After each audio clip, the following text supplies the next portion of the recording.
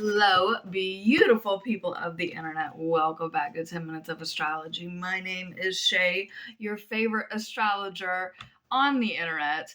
And apparently, my light is going to have something to say through this. So, if you know Morse code, can you figure out what the spirits are trying to tell me with my light? Thanks.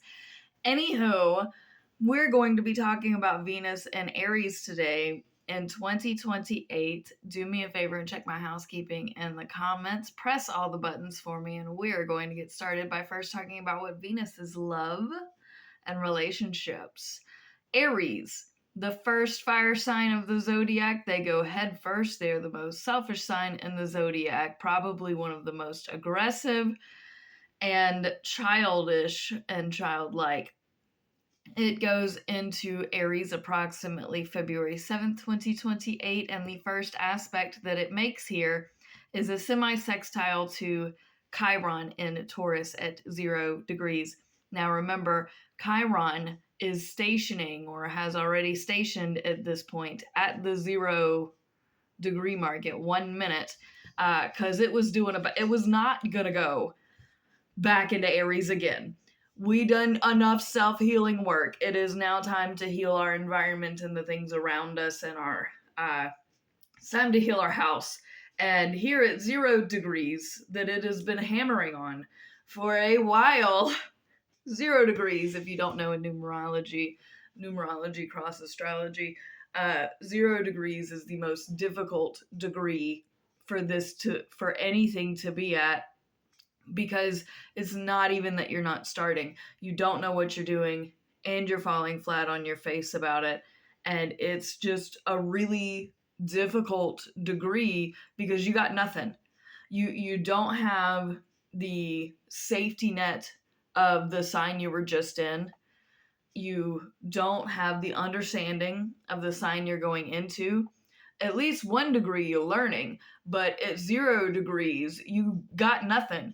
You got nothing for nobody, nowhere. And Chiron is about healing, not only in others, but in yourself. In Taurus, we also have the nasal, any sort of like allergy stuff, anything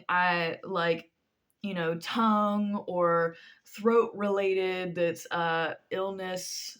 So I am concerned that there's some sort of mass bug, mass virus, potentially because we've had a lot of warfare stuff happening. Some sort of, what's the warfare called when you go after people's health? Whatever that is. So that's at 0 degrees. This is a semi-sextile, so Chiron should be teaching Venus here, but neither one of these got nothing. So what it should be teaching is take after the health of your home, the health of your animals, the health, because that's going to keep you stable, to be sure to value your health and value the health of other people, because that matters. And that's teaching Venus and Aries that Venus and Aries is love me first. I have to love myself first before I can love it. I have to take care of me first. I have to do for me first. And here Chiron is saying, yes, you love you, but we have to take care of those around us too, because those affect us. We have a conjunction then to Neptune and Aries at approximately 4 degrees. At this same time, we have a sextile to Mercury in Aquarius. The conjunction, I usually view positively. You can view it negatively. The negative aspect of a conjunction is you just don't see things from a different perspective, and that can be negative because if you're in one train of thought and you can't see outside the box to think any other way, then that's a problem. But I usually consider conjunctions positive because you're on the same page, you're on the same wavelength, you understand on the same level. So the conjunction here is between Venus and Neptune. So it's my spirit, it's my relationship with the greater power, it's my relationship with the things that just get away from me.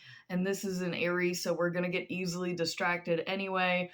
We're going to do what we want, when we want, how we want. And God is either going to support us or not. And, and I say God, but it's really whatever it is that you believe in, whether that's energy, a higher power, absolutely nothing at all. We have a sextile to Mercury in Aquarius. Mercury is small group communication, and in Aquarius, it's between your friend groups.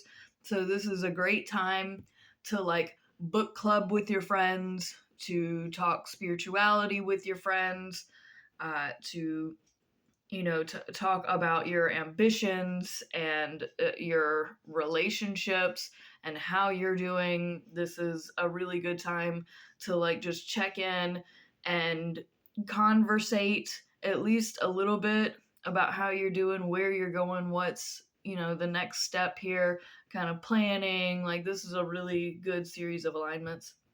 And in conjunction then to the moon in Virgo at the same 4 degrees means that the moon is going to experience a yod. Now, this is only going to last for a couple of hours, but yods are still very intense and very important, especially when we have these other planets here at play.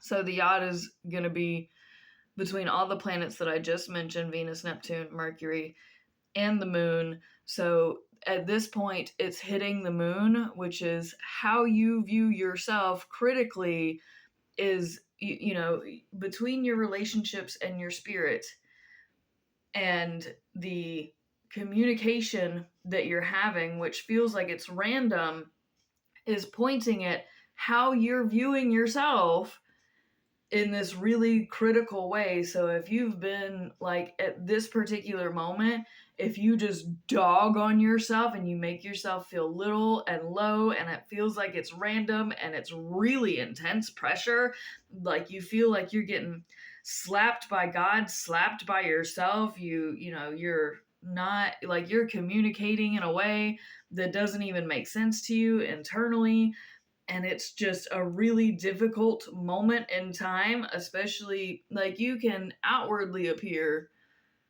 one way, but inwardly you may be like beating you up, and this is really hard. It doesn't last very long though, but it is it's an unnecessary self-sabotaging self-punishment, so don't do that. And the 12th of February 2028, we have a sextile to Uranus in Gemini, which is retrograde. I don't necessarily mind retrogrades in the larger planets, especially Pluto, Neptune, Uranus. Those don't really bother as much because they go retrograde so often throughout the year. Or not so often, but often enough that it's normal. Oh my goodness, did you hear that? My poor baby, what's happening? Uranus here, the creativity, electricity in Gemini, the duality. A sextile is very positive for your relationships with your Venus in Aries, the relationships with yourself and your ambitions and your motivations.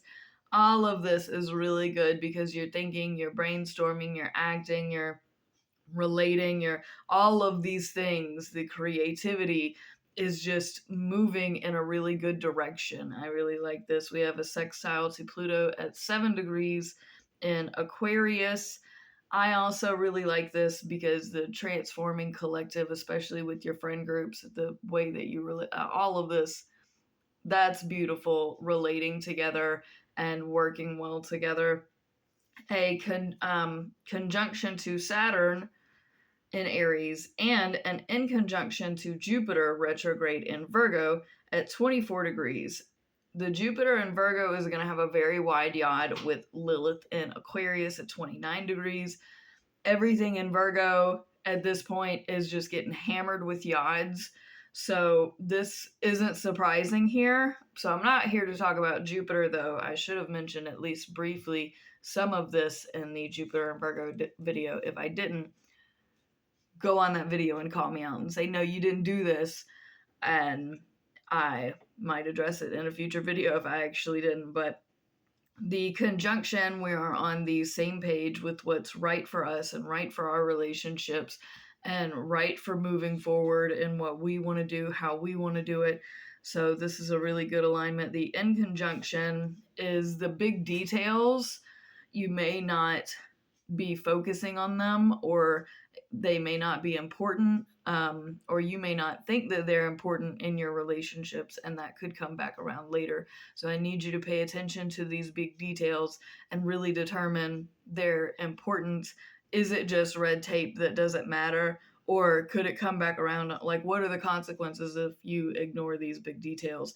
It's like when, a light comes on in your car, you only have so long to pay attention to that one detail before you can no longer use your car. So, how long do you want to risk the light being on for until you address the problem? Then we have Venus going into Taurus approximately March 5th, 2028. And I appreciate you so much for all the people that have recently subscribed or followed or whatever. I want to let you know that I am giving this bookmark away after I hit 5,000 subscribers. And press all the buttons for me. Press the buttons, please. I need algorithm stuff. And thank you so much for watching. Peace out, fam. All love.